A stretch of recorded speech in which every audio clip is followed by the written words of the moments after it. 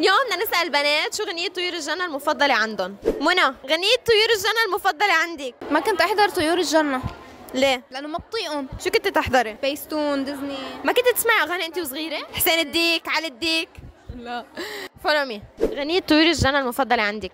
أنا البندورة الحمراء مزروعة بين الخضرة، تاكل مني لا تشبع وتصير خدودك حمراء. صوتك بشع، خدودك حمراء. غنية طيور الجنة المفضلة عندك؟ هيدا اللي اكلوه الذئاب وين بالجبل او شيء، ذكرتيها مريم؟ كان في راعي اسمه شهاب دايما بيرعى الأغنام ويطعميهم على الدوام. يلا خلص كات. عم ندق لمريم بس مش عم ترد علينا. ما عندها واي فاي. ما عندها واي فاي. فاطمة، شو غنية طيور الجنة المفضلة عندك؟ أنا البندورة الحمراء. ما حدا علقانة براسه غير البندورة الحمراء. تعالي باتو